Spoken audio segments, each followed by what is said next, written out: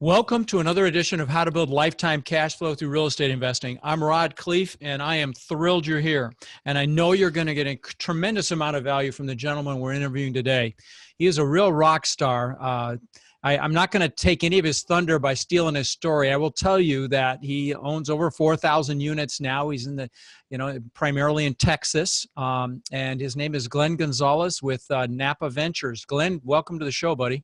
Thanks, Rod. Good to be here. Yeah, I really appreciate you being here. And you started to tell me a little bit about your story, how you got started in this business. And like I said, I didn't want to steal any of your thunder because it's an incredible story. So please tell my listeners how you got into real estate.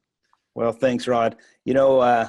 Sometimes I wake up in the morning and I just have to pinch myself because I love where I'm at and I love what I'm doing, but it's been a journey for sure. Back when I was going to college, I started off, my wife at the time was a leasing consultant, and I was asked if I would come and help do maintenance at the apartments. So I did that. I was going to college. It was a good job, painting apartments, fixing toilets, all that stuff. And it was really cold outside, so when I had to pick up the trash outside, I started thinking to myself, I'd sure rather be inside leasing apartments or answering the phone than picking up this darn trash and, fixing broken stoves. So I kind of talked to the regional manager back then. I said, hey, I think I'd rather be a manager. She kind of looked at me and said, you're kidding, right? I said, no, I think I could do that. She's like, well, I'll keep that in mind. A few months went by, and sure enough, she called me one time. She's like, I don't know if you're going to like this, but I've got a small 60-unit apartment complex where we can use you to manage part-time and do maintenance part-time. I'm like, dude, I'll take it. Sure, two for the price of one, right? Yeah, and they couldn't afford a full-time maintenance guy, and they couldn't really afford a full-time manager because there's only 60 units. So I'm like, you know what? I'll do it for the experience. So I was good at leasing. I mean, I would lease apartments, and myself and our residents quickly figured out I was not very good at maintenance. I'll tell you why. I leased an apartment one time, and they were townhouses. I'll never forget it. Shadow Mountain townhomes. I rented an apartment. The people went to move into the new townhouse, and of course I gave them the checklist. When you move into an apartment, the renters checklist, right? Exactly. And they started filling that out, and they came back, later in the day, and they're like, man, I don't know who fixed this apartment, but everything seems to be broke. And I was so embarrassed. I didn't want to say anything. So I said, all right, I'll take care of it. They didn't know I was dual role, right? So I grabbed my toolbox and I go back over there, and sure enough, I didn't check the dishwasher. One of the burners wasn't getting hot on the stove. And so I started fixing this, like, hey, what are you doing here? And I'm like, well, I'm the manager, but I also am the maintenance guy. And it was very awkward for the resident and very awkward for me because we both realized I really suck at maintenance and I'm better at renting apartments. So anyway, life lesson for me. I think I chose a career path that got me outside and inside, and it was great. And I remember that. In my career now, I sure have a lot of respect for our maintenance guys, because I realize you'll never have a successful manager without a successful maintenance guy. No, absolutely. If the tenants aren't happy, nobody's happy, and right. and that's the maintenance man is a critical component. So from maintenance man to in excess of owning 4,000 units, managing 5,500 units. Holy cow! So when did you buy your first multifamily, and tell us about that? Yeah, it was in a little town called Puyallup, Washington. Wow. And I had been in the industry as a property manager. And at this time I had worked for, Equity Residential. I'd worked for Pacific Property Company, and some of the bigger players in the industry on the property management side. And I realized I'm managing these properties for these owners, and I'm getting really, really good at it. I've created a lot of value for these guys, but you know what? At the end of the day, the owners are the ones that are getting rich, not me. I'm just doing a very good job. It's been a good career. So I went to a mentor. I donate some time to the apartment association. I'm sitting in a board meeting for the apartment association, and there's a guy sitting across from me. His name's John. And I said, hey, John, I'm looking at a couple of deals in Tacoma, Washington. They were smaller. It was my first one. And he looked at me and he says, those are okay deals, but I've got a better deal for you. And I said, what's that? Because I got this 44 unit apartment complex that I don't ever go to. Frankly, I don't ever want it because he's moved on and he's got hundreds of apartment complexes. And he said, you could buy it from me and I'll sell it to you for X dollars. And I said, okay, let me go look at it. And sure enough, it was a little place that it was being run kind of as a motel, but it was kind of built as apartments, right? And they had these short-term stays and lots of overhead, and it just wasn't cash flowing. That's a lot of work. Yeah, a lot of work. So I did away with, let me get to how I bought it, right? So I told the guy, I want to buy this deal. He says, I'm going to help you, Glenn. I'm going to carry a note back for you because I know you know what you're doing, but you have to come up with $150,000. I didn't have an extra $150,000. When was this? Do you recall approximately when? I'm just trying to get a feel for how long ago. Let's see, what year is it now? It was probably 2018. It was probably 2005, 2006. Oh, wow. Okay, yeah. You started in 5. Wow. Okay. Yeah. Well, that was my first one. I didn't really start buying a lot of apartment complexes until 3.5 years ago. Right. So this was my very first experience, kind of as an investor and owner. So I found the deal, 44 units, found somebody that would carry a note back. So I had the financing in line, and he said I had to come up with $150,000. And I'm like, crap. Because my wife and I had 5 kids at the time, don't have $150,000. So I went to 2 friends that I knew in the industry. One was my old boss, and one was a vendor that I did a lot of work with in Washington. And I said, do you guys want to go in on this with me? And they sure, what's the deal? So we buy the whole thing. All we have to do is come up with $150,000. And we could be a third. Let's all be partners. And they said, okay.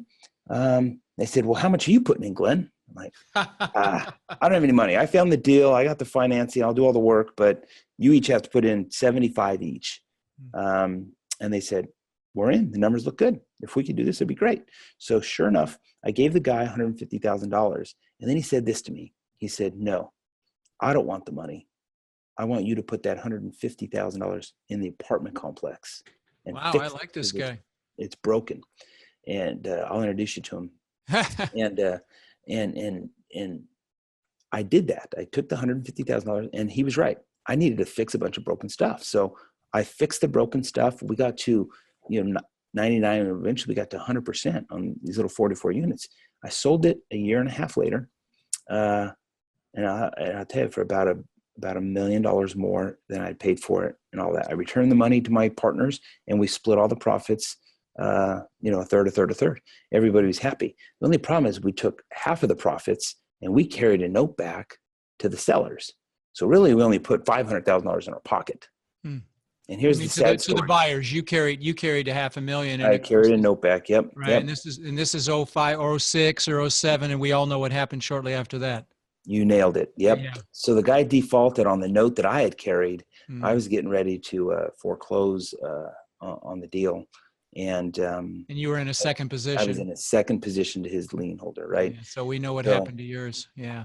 You nailed it. You lost your $500,000 because the first he was probably behind in the first as well, and they foreclosed. Yeah. And actually, the story kind of continues, right? I mean, I lost some money that I could have made. I don't know that I would do that again. So lessons learned. But we did make money. We made some good money. So my investors, my friends were happy and it all went well. Sure. And then, but I called a guy that I knew and I said, hey, Ed, do you want to buy this note? It's about to be in default. Lender's out of New York. He called New York. He's like, I'll buy that note. And he paid, 60 cents on the dollar to buy the note.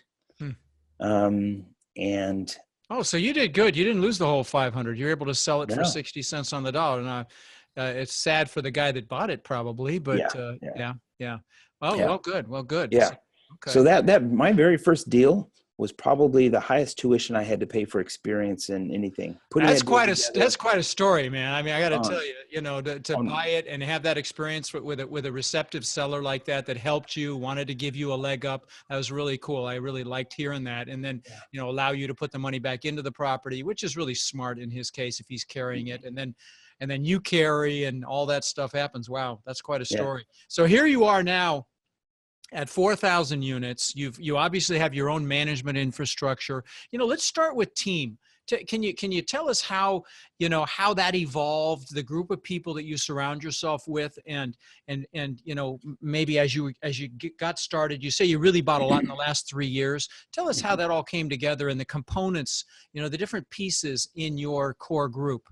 Sure. So after that small deal, I did not buy another apartment complex because, we went through that downturn. Mm-hmm. I lived in Seattle, and it really crashed and burned, and I had some rental homes and lost all the rental homes. Yeah. You don't want to compare notes with me on that. Yeah. My primary house got foreclosed on. I mean, it was a really sad time. I moved to Texas to run and be the president of a management company. And wow. you can imagine managing through this tough time. Oh yeah. Well, that's a great education though, because you really had to roll up your sleeves and work with tenants and everything else. In fact, I'd like to ask you about that. What did you have to do to keep things going back then? A lot of it is you really had to be in front of the problems as best as you can. You had to communicate with the lenders because they were upset, and you weren't meeting your debt coverage ratio, and you weren't able to pay into reserves. I mean, it was a tough time for everybody, right? How did you deal with your tenants? Because we're coming into another one here before too long. Anybody that thinks otherwise is kidding themselves. And you bet. So let's actually. I'm sorry to derail the direction we were going. I want to go back there, but can we take a few minutes and just talk about some of the things you did? That helped your properties, get through it. Part of it is you have to look at the shadow market. You got to figure out where all these tenants are going, why your vacancy is going down, and why the rents are dropping to all the competitors. Mm-hmm. And you can narrow it down to the floor plan. People were moving out of our 1 bedrooms, and those are dropping. And I was like, why are they moving out of that particular unit type? Well, that's because they were going into the 2 bedrooms or 3 bedrooms as roommates. And some of them were moving back with mom and dad. Wow. So I realized, if that's what people want, then I can probably raise my rents a little bit on the 2 bedrooms, but I'm gonna have to give it up on the 1 bedrooms. So you really have to get pretty analytical. Okay. You really have to be in front of your competitors. I mean, if they're offering concessions, and let's call it, 2 weeks free rent, honestly, you better be offering 3 weeks free rent. Right. I know it's painful to hear, but if the renters are out there shopping your property and your neighbor's property and the one across the street, yours better look better than theirs. I mean, at the end of the day, you have to outperform your competitors on all levels. The product, it's that granular. It's got to look better. It's got to be priced better. Did you do anything to aid tenant retention through this? Were any strategies there? There were, but at the end of the day, we would do the basics, right? We would offer carpet cleans or renewal concessions. Come in and renew, and we won't raise your rent. We'll even give you an extra month if you just renew. Okay. We had to get pretty creative. In the new move-ins, we were asking, sometimes it was 2 months free rent. And people are like, how do you do that? Well, gosh, we give them one up front, and then we give the other one on the last, month 12. Yeah. So they had to stick around for it. So, you get really creative, but it really comes down to your people and your product and the pricing, and you've got to be in front of it. If you're reactive, I guarantee you your neighbor already got that lease, and if you're slow, and if you're not in front of it, you're going to get your butt kicked. Yeah, you really added a ton of value with all that, because it's going to happen. Who knows how big it's going to be? If it's going to, let's hope it's not as bad as 08 or 09. But there's going to be a pullback there, and so. It's going to be something that we're not expecting. Think about the history. We've gone through cycles with occupancies in multifamily and commercial, but really they're all different, right? The .com kind of blew up, right? And people were losing jobs, and then we got overbuilt at one point, right? And that really affected us. We've had some, the savings and loan era where all of that kind of changed. I remember it well. Yeah. Yeah.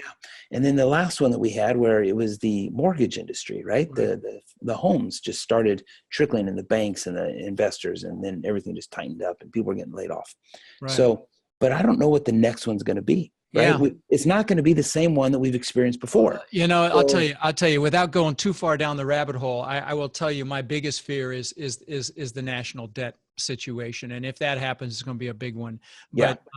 But, maybe it'll just be a mild correction. Let's just knock on wood and hope for that. Yeah. But Rod, I'm in agreement with you. It's yeah. going to be the banking industry, in my opinion. Mm-hmm. People's savings accounts, 401s. I don't know. I'm not going to go down that rabbit hole. Yeah. There's going to be something. But I'm glad you added some value, because listen, if you buy right, and you've got enough of a debt, a decent enough debt service coverage ratio that you can handle some contraction, and you're proactive. I think that's the piece I want my listeners to get. Be proactive when it happens, so that you're in front of your competition. That added a lot of value. So let's go back to team. We were talking about team and how how'd you make this happen? What are the pieces that you had in your core nucleus? Because obviously you've got some good players with you, I'm sure. You know what? That's a great question. And I'm gonna kind of answer it over a 30-year span, because that's how long I've been doing this now. Okay. From my maintenance guy experience to today, and that is, people are more important than things. People are more important than money. And when you treat people well, people will treat you well. And that has proven to be very fruitful for me in my life, because I remember giving brokers referral fees for giving me some business. I've called lenders on the phone and said, hey, we're struggling. I want to get in front of this. And they said, Glenn, I'm glad you called, because most people call when it's too late. And I never got defensive. If things weren't going well, I didn't blame other people. I just dealt with it. And I realized that you don't ever burn a bridge in this industry. Ever, ever, ever. Oh, no, it's a small industry, much smaller than people think. Right. Oh, our vendors talk to each other. Our lenders talk to each other. Investors in family offices that are on opposite ends of the United States, they all go to the same conferences. Right. And a lot of them, it's their competitors. They sit at the bar at the end of the night and they chat. And you don't want them to chat negatively about you. You want to say, this guy made us money, or this guy found us a great deal, or he was easy to work with. If you're gonna be successful in this industry, you be good to people, and they'll be good to you. Anyway, listen, that applies to every industry. That applies to life in general, and I couldn't agree more. You really are the sum total of the team you have with you, and the people you surround yourself with, and how you treat those people is indicative of how successful you're going to be. Now, let me ask, if you don't mind, I'd like to get a little more granular. Do you do all your own analysis? Do you have people that help you? Is there like your core nucleus? Are there some other people involved, or is it primarily just you? It's a team for sure, but let me back up a little bit back to that, the team that you asked earlier, because I had a thought I wanted to share with that. Okay. I talked to you a little bit about me being a maintenance man, and having a strong manager and a strong maintenance guy. That team, I spent a lot of time bringing managers together for managers meeting, but I also invited the maintenance supervisors to attend the same training as my managers. And I got down to the nitty gritty with these managers. I was teaching them how to calculate value based on NOI and cap rates. Wow. My managers, which is adding value to them. That's great. I taught them how to read and analyze a financial statement, because I figured if they knew what I was looking at to determine value, and they understood it, and their maintenance guy understood it, I've got stronger people. The other thing is I would also make sure that I compensated them well, and they had 401ks and health benefits. I mean, I really wanted the site people. I mean, you think about, they're all mini CEOs, right? You hand the keys to a manager and maintenance guy on a $30 million deal. They're running a company. Yeah. So I spent a lot of time building a team. So my team got really good at property management, right? We were really good. So I started getting calls from people. Hey, can you fix my apartment complex? Can you do this? Can you do that? And it was kind of fun, right? It was great. So I realized I've got this cool team. Well, there was my second apartment complex was a lender that was getting ready to foreclose on a property in 2009, 2010. No, it was past that. It was 2013, excuse me. Okay. And they weren't doing well. So over the course of a year, this lender says, Glenn, what's it going to do? What will it take to fix it? So I went out there at the end of 2014-ish, I think, somewhere in there. I might have the dates a little wrong. Okay. That's all right. But the lender asked, and I told him it would take about $1 million to fix this problem. And he said, I don't want to put any more money in this. We're losing money. And I said, well, I'll put $1 million in it if you sell it to me. He's like, what are you talking about? I said, if you're going to foreclose, what are you going to do with it? He's like, we don't want to be in the business of owning apartments. We're lenders. I said, why don't you foreclose? I'll go to the steps with you.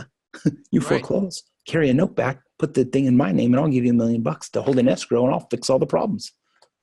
He's like, that would be perfect. Then it doesn't have to hit our balance sheet. You know what you're doing. We don't. Do you have $1 million? Guess what my answer was?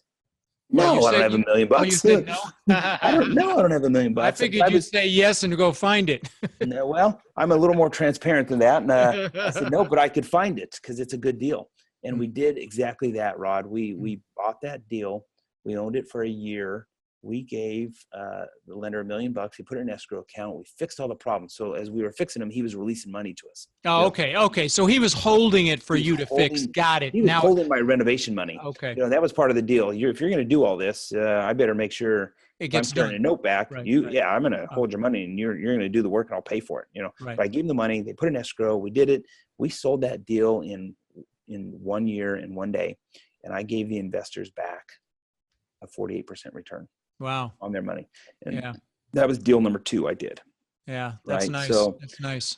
Yeah. Yeah. And that was what launched me 3.5 years ago. Sure. That would do it. When word of that kind of a return gets out, they're clamoring to throw money at you. And, that's a screaming deal. And that's obviously not the everyday deal, but that's fantastic. Sure. So I want to add the team, right? Okay. So I had a partner, sorry to interrupt you. I had a partner that we were 50-50 partners. I had 30 years experience. I knew multifamily. He had credit and liquidity, which I didn't have, right? If you're going to go big in this, you got to have good credit and you got to have some liquidity. So he and I got together, my experience and his liquidity, and he and I raised money. And from that point, that was 3.5 years ago, we did that one deal. It was in San Antonio. It was a 200-unit deal. We now own 4,000, and we came up with a system. So go ahead and ask away, and I'll tell you. That's great. I want to go back to the system, but I want to just hammer something home that you talked about, just because my listeners need to hear it, and that is, those are the 3 pieces, guys. It's not even credit so much. It's really net worth, liquidity, and experience to go out and get agency debt. Those are the 3 big things they look at. They're going to look at credit as well, but it's really the liquidity, the net worth, and the experience are the 3 things that are the big hot buttons to go out and get debt. And basically, you brought the experience, and your partner brought the other 2 components. Is that accurate? That's accurate. And that's a match made in heaven, guys. Anytime you can match up like that, that's the way to do it. Yeah. And it's worked very, very well for he and I.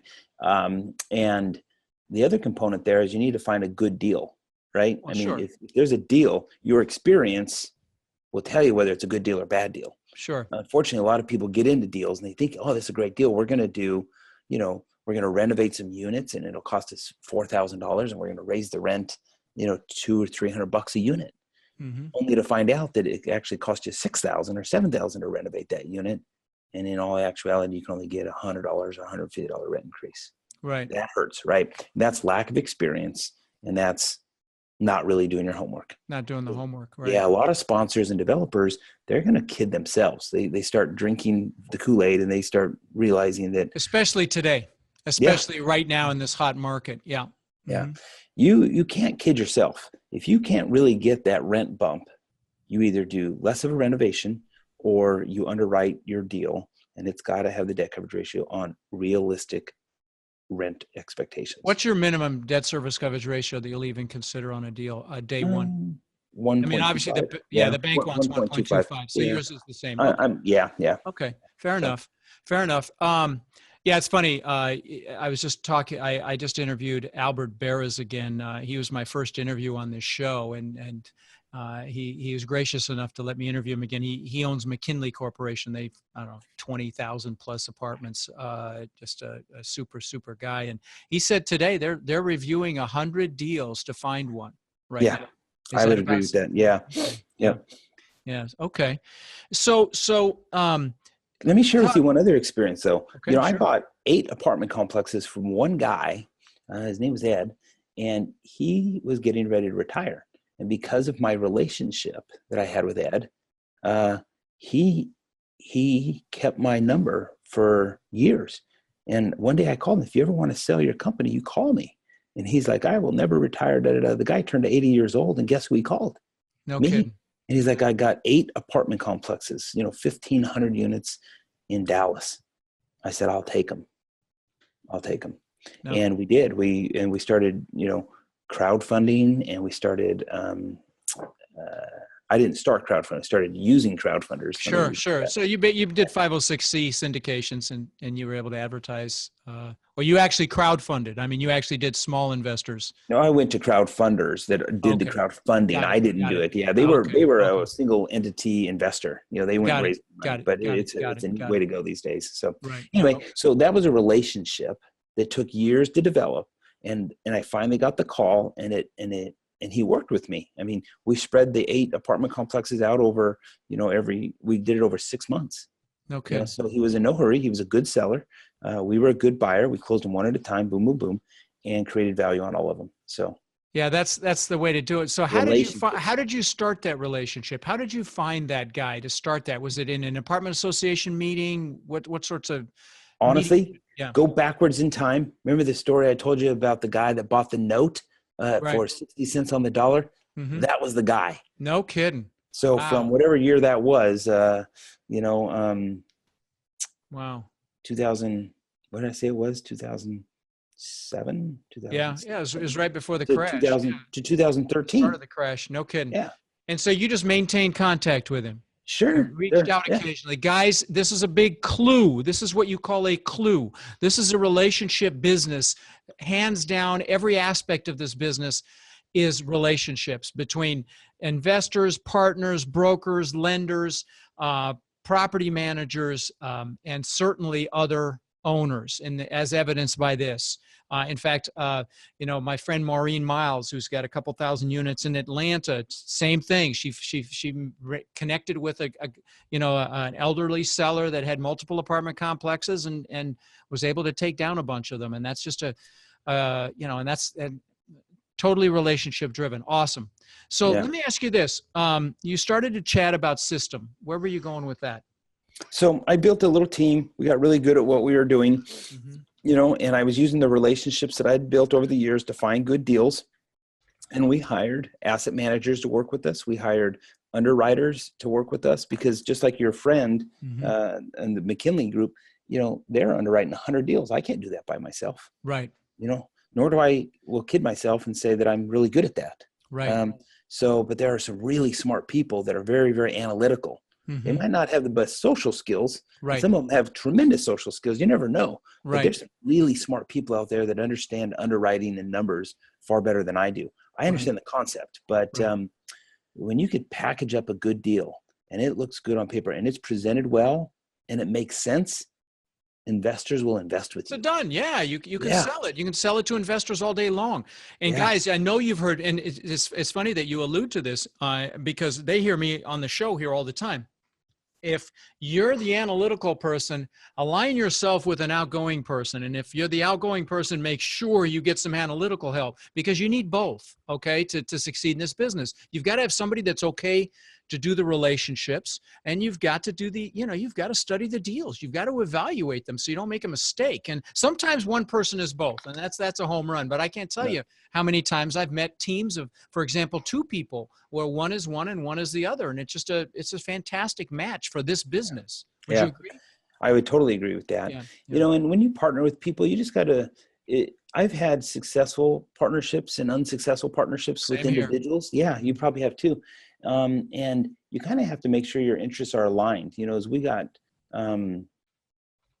bigger and bigger, it was probably very obvious to my business partner what my weaknesses are. Because, when we started with 1 or 2 deals, everybody's happy. But when you have 20 deals, boy, my weaknesses probably really came out running a business. And so did my partners, and that was very rough, right? We got in bed with some investors, family offices that were very, very, very demanding and made it very difficult for us to even focus on asset management because, they were, paper heavy and unorganized and made it very cumbersome to work with. So we've even had investors where we like their money, but we also made a business decision like, dude, they're too much work. We can't. And that happens. I will tell you, no question. I'm glad you brought that up, guys. Sometimes you need to say no. And if you're out there looking for investors and they're beating you up on the fact that you take an acquisition fee, or they're nitpicking you to death, sometimes it's best just to say, I don't think it's a good fit, and keep looking. So you mentioned having, components of putting a good deal together in our industry. In multifamily, you got brokers that are going to send you deals, and some of those brokers are really, really good. They could sell ice to an Eskimo, right? And so you got to be very careful. But you also have lenders that are like, oh, I'll lend you some money. But those lenders may be hard money lenders, and they may over lend, and they may be what we call a loan to own, right? They know there's no way you're going to meet your debt service, and they're going to get your deal when you're not looking. And then you have equity, the equity that could come in, and, they're either good equity partners or they're not. So, ask around and get referrals. Sure. This is a referral business, guys. You ask you ask everybody about everybody, and that's the best way to find the best. If you're going to a new city, you talk to the property managers. Who are the great brokers? You talk to the brokers. Who are the great property managers? Who are great loan brokers, or local lending institutions that are doing deals, and you get referrals. So, great tip there. So back to system. Were you going somewhere with that? I was just going to say that, putting these really smart people that are really good at underwriting and our asset managers all together, I've got a team right now where when we got large enough, I was using a third-party property management for a while, and we have our own now, but, we were farming that out because it didn't make sense to manage it ourselves because we were too small. And I remember let me stop you there. I'm sorry. Guys, I've talked to many of you on the phone, and you think that I'm a huge proponent for self-management, and I am. But in the scenario that Glenn is talking about right here, you do not want to be dealing with toilets when you're in acquisition mode and you're too small to deal with it. You deal with it when you have enough infrastructure, enough revenue where you can manage, afford to pay somebody what you're paying a property management company to manage your managers. When you can bring it in-house, then obviously you're going to do the best job possible, but only in that situation. So I don't recommend you manage right out of the gate. I recommend that while you're in acquisition mode or still small and growing, that you don't. And just like Glenn did here. So I wanted to clear that up publicly. All right. And that's a great thing. I'd like to kind of add on to that. Please. We used 2 fee management companies.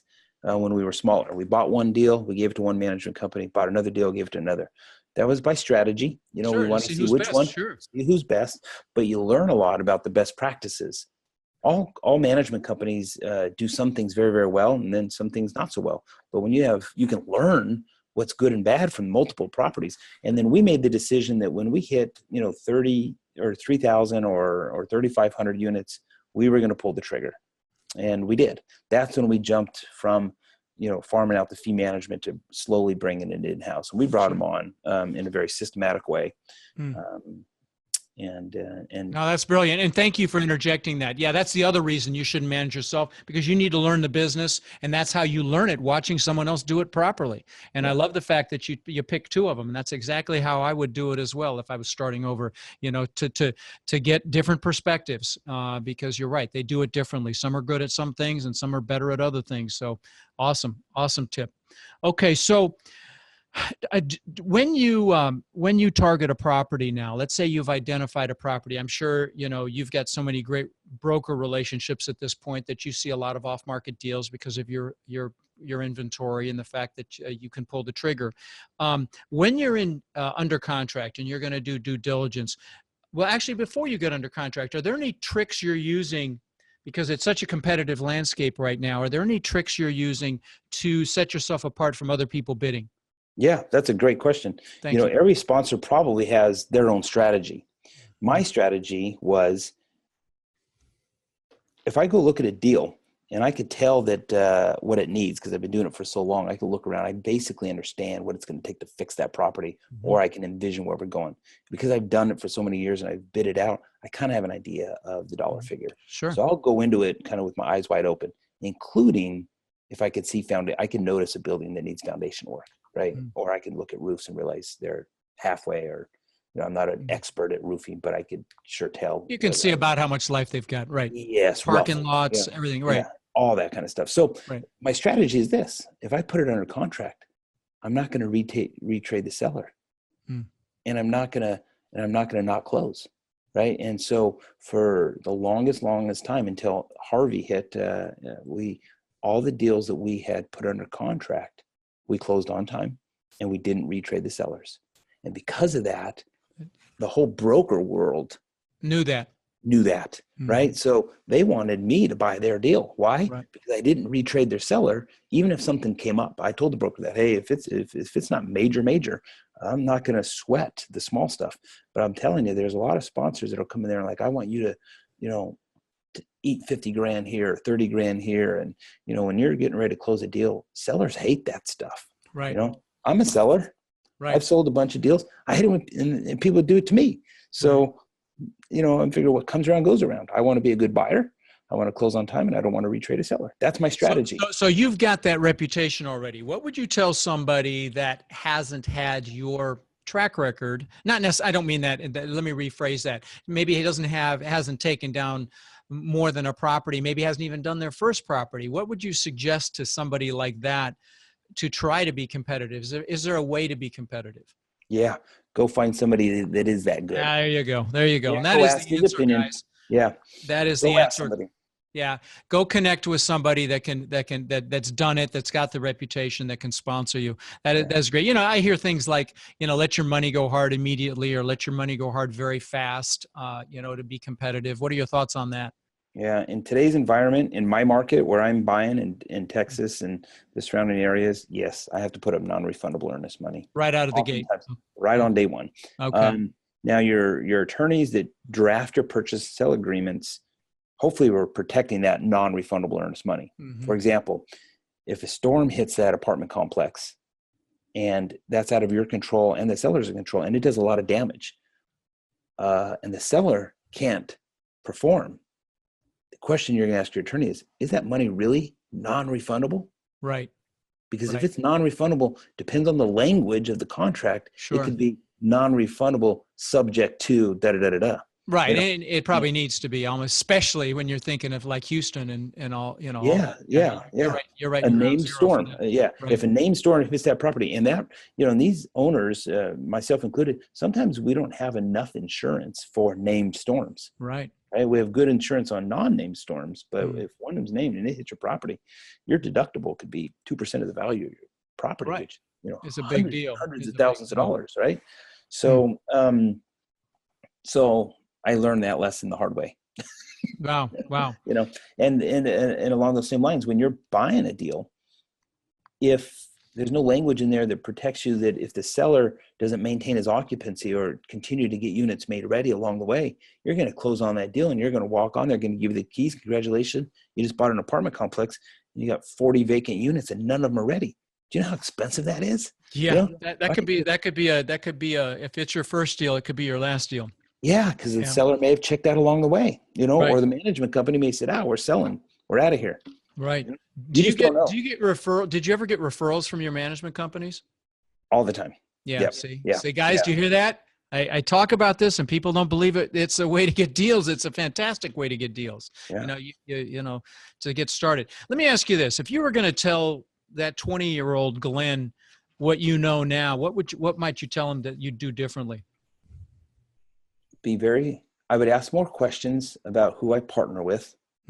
Right? Who's going to invest with me? Because that's been a struggle for me, and it's caused me to lose sleep. I would probably not carry a note back to an inexperienced borrower because I lost a lot of money in that.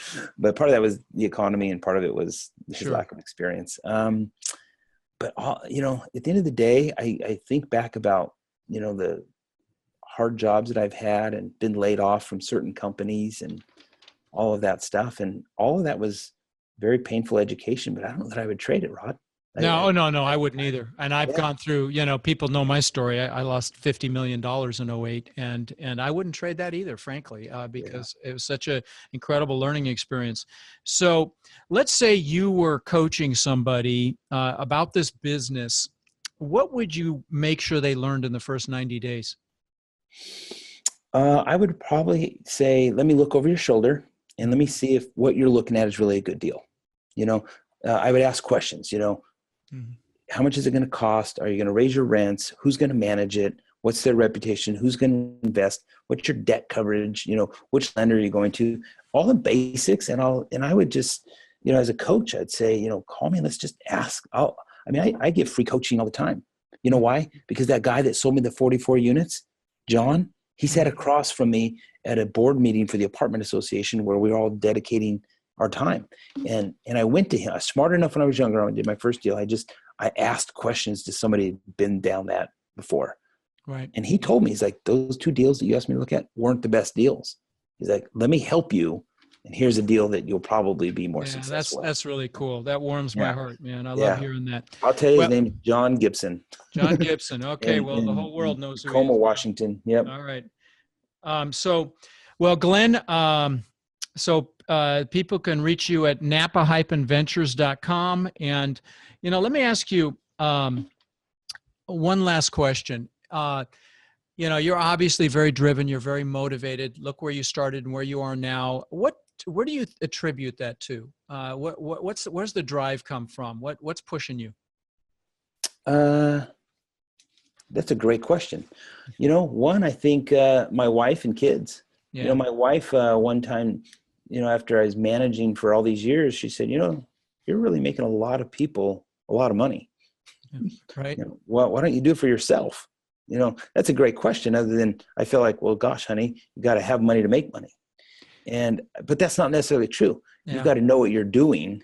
You got to know what you're doing and be willing to go out and ask people. And if you do that, I did my first deal, I did tens of millions of dollars worth of deals when I was in my 20s, similar to your first deal where you had the guys put up the money, you got a third of the deal. I did 50-50, in a big way in Denver. Same. I did do the work. You bring them the deal, you split the profits, everybody's happy. But you've got to have the knowledge base. You got to study this business. You can't dabble in it. Yeah. Right? Yep. But I think the answer to your question is right now it doesn't feel like work to me, Rod. Yeah. I wake up and I really, if I can find a cool deal or if I can step back and look at a whole property that we renovated and it's got cool colors on the outside and the parking lot's clean and the tenant base is better. I look back at that and I'm like, that's awesome to behold. That's fantastic. Yeah. You got to love it, guys. If you don't love it, learn to love it or go do something else. So if you're thinking about this business, associate pleasure with it. Like I tell people, equate it to hunting for buried treasure because that's really what it is. But you've got to love it because if you love it, you'll be passionate. You'll inspire people to invest with you, and you'll enjoy life. And that's what life's about. So again, if that's not the case for multifamily investing, go find something else because that's the secret to success. Thanks for being on the show, my friend. You've really added a ton of value, and it's a real pleasure to get to know you.